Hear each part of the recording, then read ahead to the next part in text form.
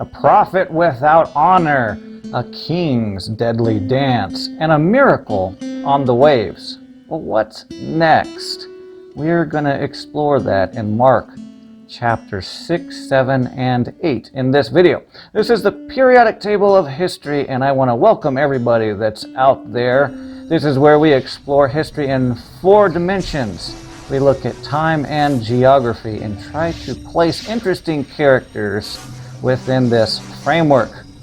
We use our time machine to travel back in time, and then we use Google Earth so we can help visualize what the trip is like. So we're going to do a Bible study with geography and time.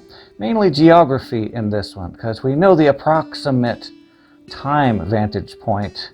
It's approximately around 27 to 33 AD. It's either 2 or 3 of those years in some combination. We have it nailed down to about that much. And of course, artificial intelligence will tell you it really knows, but actually it doesn't. So he went out from thence and came into his own country, and his disciples followed him. Where was his own country? Let's go to our maps now and look at this. This is really strange looking, isn't it? This isn't how a map normally is, but I'm going to click on the Caspian Sea here and the Black Sea and then the Mediterranean. Because what we can see is Spain over here, Norway, Sweden, Finland. We have Western Europe, and then Saudi Arabia right there. What we're really worried about is a red dot. You can see it way down in there. Let's go there a little faster. I just like to make it so that we can take it all in. Don't like to go too fast, because we might not get the perspective of what we're actually traveling to. We're trying to pretend like we're in a little Cessna airplane. They don't go up this high. Maybe we're in a Red Bull satellite and we're jumping off the satellite. And now we are going to go, and we see Cyprus out there, the Mediterranean Sea. Sea of Galilee, that's right where our target is. Look at the Jordan River as it runs down there into the Dead Sea to the south. If we change our tilt just a little bit, we can see the Sinai Peninsula out there. See, we're getting this. We are getting it slowly but surely. We're going to be Bible scholar experts here pretty soon. Well, remember we were hovering over Capernaum, or a house over in the Capernaum region in the last chapters. And now we're getting up here to Mark chapter 6. And these are the beginning tracks. Guess I'll stop there because we might have to go out just a little bit. But Nazareth is out here in the background. That big clump of mountains right there in the background. I'm clicking on it. So Jesus and the disciples made their way along the coast and then had to make their way up into Galilee. And Nazareth is a bit centrally located in this area. So Jesus is extraordinarily tactful and strategic. And it is amazing what he did, because in Mark chapter 6, verse 7, he called unto him the 12 and then began to send them out 2 by 2. That's where I might have to get up. Back up a little bit. Let me just put these on here. So that's Mark 6, 1. The scripture just tells us he came into his own country. And since we have in the other Gospels that he did go up to Nazareth, maybe this is probably something that happened here. But now let's go to this dynamic grid. Okay, Jesus is there in his own country, which is Galilee. And if you look here, he sent his disciples out 2 by 2. I think that created this type of a hexagonal type adventure path. Instead of just being one adventure path, now we have 2 by 2. So there's going to be 6 approaches out. There's 1, 2, 3, 4, 5, 6. And in the same amount of time, they can also cross-verify where they have been. They can go to many more places, or they can even corroborate each other's stories at the other place if they doubled up on places. They could go to multiple places. But anyway, it would look something like this, which is fabulous. It's so smart. We get so much leadership, so much technology, so much theology, so much philosophy, so much intellect, just from looking at the things that Jesus did. He's powerful beyond, life-changing, absolutely. And so there those disciples are going to the different places. Do they go this way or that way? King Herod heard of him. Of course, now let's look in there. Disciples are going out 2 by 2. I'll keep that hexagon on there, right there, because King Herod is probably here. This is Herod Antipas. So those disciples are just crawling back and forth all over the area that he is. He's probably drinking wine and having the dancers come around him all the time, but he's hearing these strange rumors right there. And he's worried about John the Baptist because he feels a little guilty. Isn't there a proverb? It says the guilty flee when no one pursueth them. So now let's fly our little Cessna airplane over here by the Mediterranean Sea. We have to rotate, so just keep your concentration there on the Sea of Galilee.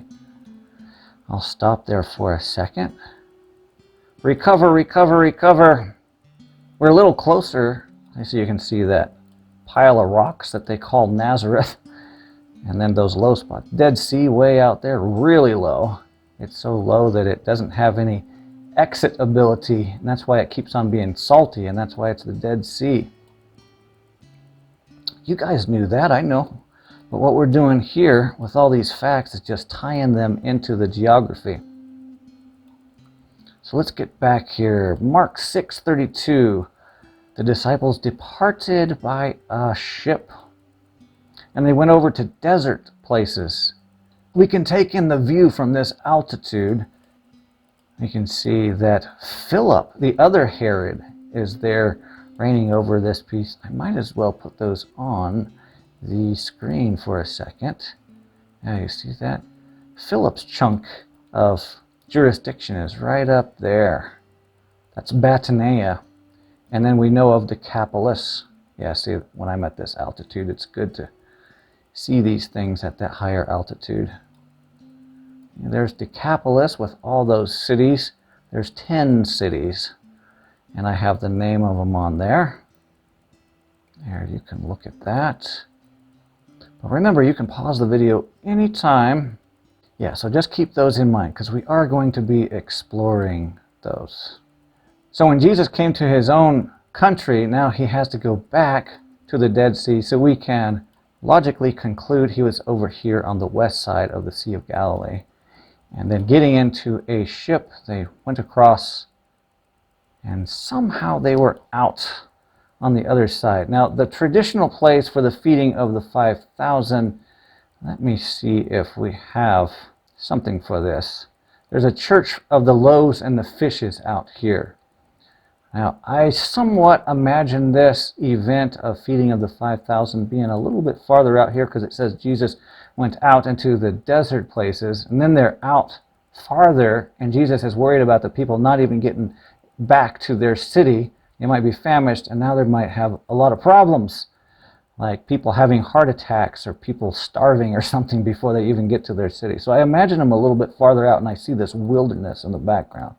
But there is a Church of the Loaves and the Fishes that's right here on the coast, northern coast of Galilee. So that's the traditional spot that you can go and drop your money off to see them. And so somewhere back here, just imagine, somewhere back here is that feeding of the 5,000. And I think that is a grand view. If I can keep it so that our angle is pretty good, we can see those mountains in the background. Church of the Loaves and the Fishes. We have a thing that happens right here where Jesus gets up into the mountains, but tells his disciples to stay down there by the ship. See, that's Mark 6:45. So I have this loop in here. You can see the topography where Jesus would have been going uphill. And it says he departs to a mountain to pray. So here is possibly a spot where Jesus might want to come up to. And note, he can overlook this whole sea at this point. So he is up here somewhere, perched up on a high point maybe. I don't want to get too involved with the prepositions, right? On the mountain, through the mountain, in the mountain. Those make a lot of differences. But we're up here in Mark 6:46, and look at how Jesus could look down at this whole area. You can see Decapolis across there. You can see Galilee right on this, what do we say, the western side of Galilee. You can see those disciples down there in that boat, and they're struggling. Oh, one thing about this, we need to know where Bethsaida is, because in the scripture it talks about them trying to go to Bethsaida. Here's the task, go to Bethsaida. They don't have Jesus, they're supposed to go across here to Bethsaida, and the wind just keeps on blowing them the wrong direction, and Jesus is just shaking his head. But we are pretty lost without Jesus. So Jesus walks on the water. Yeah, that's not a thing we hear about happening very often. So those fishermen that spent their whole life on the water, they are really perplexed at this point. What kind of a guy is this? We see all these miracles and stuff, but boy, their whole world is getting taken apart piece by piece because God is God. That's the way it is. So they're out here rowing and rowing and rowing, and they see Jesus walking on the water towards them. And notice they didn't get to Bethsaida. That's something that I think is a little bit funny in the story. He gets them turned around, but then gets them to safety. They'll have to wait to get to Bethsaida. But this is what this looked like. These are what the mountains look like. Notice the Mediterranean is way back there in the background. We're right here on our ship, probably a medium or large size ship in the Sea of Galilee. And let's get some distances on here too. Isn't that always fun to get some distances? Say from the Mediterranean Sea over here, that's about 27 miles. Okay, let's change that to kilometers. 43 kilometers if we're going to go there. Now, if we're going to go to these mountains, maybe where Jesus was when he's coming down to walk on the water, that's about 10 kilometers. And that's going to be 6 miles. So this just gives us some perspective on this. Here's a line drawn across the screen at this point, about 12 miles. This really fertile area is called Gennesaret. And about at this point, everyone is figuring out what Jesus is up to. If they need a healing, if they need something, he is the guy. And so they are starting to get attuned to what his ship looks like. And they can look at him out there and spot him and say, he's coming in here. So you see in Mark 6:55, the people ran through that whole region round about and began to carry about in beds those who were sick. Then the Pharisees and scribes asked him, why walk not the disciples according to the tradition of the elders, but eat bread with unwashed hands? So the conspiracies just keep on going. Just don't stop. So now we're up here in Mark chapter 7.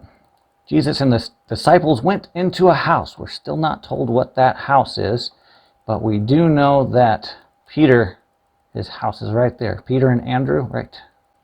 And this next journey is going to take us in a loop fashion. So I'm going to zoom out so we can see that loop. But that's going to take us into Mark chapter 7. Tyre. See, that's actually one of those Phoenician cities whom Greeks call Phoenicians and the Israelites call Canaanites. I think the disciples could have taken a path right across here. Would have been a pretty good one where they didn't have to go through all those rugged mountains. And if you pop out here near the beach, now it's really easy walking. Don't get too close to the beach and the sand, but you come up here, we can see where Tyre is. Tyre and Sidon, we heard about them. We're supposed to be very wicked cities. Kind of like Sodom and Gomorrah, but we have them up here. Syrophoenician, see? So, Syrophoenician, two words stuck together. So that would make sense, a Gentile woman. It's strange that Jesus is going this far up here, but some of the lost Israelis must have made their way up here into Gentile country. But Jesus is going to the lost of the tribes of Israel and comes across the Gentile. I'll take the crumbs. I will definitely take anything that God has to give me. So for sure, I commend this Gentile woman for saying, yes, even the dogs eat from the crumbs that are taken from the master's table. What an amazing story. Wow. So in Mark 7:31, Jesus would be making his way back to the Sea of Galilee. I see some confusing verbiage here. You can look through that and think about what you think. Talking about the through the midst of Decapolis, or did Jesus go through the midst of Galilee, or did he? I think he went to Galilee and then looked at the midst of Decapolis, where it was, the borders of Decapolis are there on the east side of the Sea of Galilee. So if we think of the midst where Jesus might have gone, might have been here. I was telling you in that last video that there's 3 sections where I think the populace would have been able to come down easily down to the beach. So we see that Jesus made his way back unto the Sea of Galilee. And then we see that verbiage, through the midst of Decapolis. But see, it's a little bit curious. But these are what the mountains look like here. Remember in the last video, Jesus healed that demon-possessed man that had legion. And now Jesus is somewhere through the midst of Decapolis. And there's the other miracle of the 4,000. So this is pretty wilderness-like area. And there's that couloir I was talking about, that people can get down through the mountains and get down to the Sea of Galilee. Miracle of the 4,000. I'm not sure exactly where it is, but I think it's somewhere over here because of the verbiage we are exposed to. So there, we just made that loop. And that's what it looks like. And Jesus and the disciples entered into a ship. What a strategy. Minister one place, let the people talk about it. Then go across the lake, go to another land, let the people talk about that there. Give them a break. Now there is a bit of a mystery here of the Dalmanutha. I think it might be right over here because of the populated areas. We can see that this area, I'm going to click around it so that you can see it on the screen. But there's the beach of Galilee, and I see a few distinct villages that are growing together. And sometimes when villages grow together, they are known for the most populated village instead of a lesser one. So I think this name, Dalmanutha, it is a lesser name for this area here. But Bible scholars still don't know where that is. But we're up in Mark 8 now. Mark 8:13. A little bit of ministering went on there, and then the disciples and Jesus went back into a ship, departing to the other side. And then we're up in Mark 8:22 and came to Bethsaida. So we finally get to Bethsaida. That's where the disciples were supposed to go when Jesus was praying. So that's the roundabout way to get there. Sometimes going the fastest way is not a straight line. Sometimes we get moved all around in a circle so we can get to where we need to go. Another amazing thing is it's very strategic that the ministry is going out and Jesus is going to the different kingdoms. He's going to that Decapolis kingdom. He's going to Herod Philip's kingdom. He's going to Galilee. He's going even out into Tyre and Sidon, to the Canaanite, Syrophoenician area. So there are a lot of kingdoms right here. It's not like you can just draw a line on the map. All these families are intermingled. And I'm just gaining a little bit of altitude here because the Transfiguration is coming up, which I think is up here on this mountain. And some would definitely disagree with me. But the way the text is going, I think the Transfiguration is out here on Mount Hermon, though the traditional spot is Mount Tabor. And the Mount Tabor spot is kind of like the tourist trap area. But anyway, look at this nice flat area that Jesus could go on. I'm also thinking that the way the scripture is written, it's that Jesus ministered in the villages of Batanea of Philip. See, that's Herod Philip. And that's that northeasternly chunk of land. If he ministered out here, the kingdom is more out here in the east. So Jesus could have easily come up this low spot that's north of the Sea of Galilee. He might have done that. And then he might also have gone up here into these cities because of that scripture that says he ministered to the cities. So I see a little cities that are a little harder to get to, but Jesus could have made his way up to Caesarea Philippi a couple different ways as far as I can see. So Caesarea Philippi, that's the big city. Maybe a resort big city. So the disciples, they don't know what they're in for, but they're seeing amazing things. They have been anointed, drive out demons, heal people. Amazing things are happening all over. And there we zoom into Caesarea Philippi. See, it's at the base of the mountain here. And it's because it's at the base of the mountain here that I think Mount Hermon is the Transfiguration site, not the tourist trap site. Because it says Jesus went up the mountain and then the Transfiguration happened and it came back down to where the disciples that were left, where they were staying, they were waiting. Now let's do a zoom out, look at the map normally. I'm going to make all our tracks visible right now, and you can see most of that is happening up in that very, very northern of Sea of Galilee area. Yeah, there it is, Mark chapter 6, 7, and 8. So I hope that really helps cover the geography of Jesus, the life and times of Jesus. And if you take a vacation, be sure to check out this area and see a lot of the sites that Jesus would have walked on. Well, thanks for watching. We're all upgraded now. We're a whole lot smarter with the geography of the tracks of Jesus. Have a great week, and I'll see you in the next video.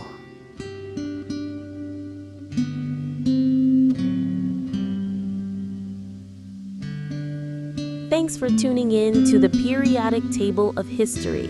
Remember to like, share, and subscribe. For more videos, click on the channel name.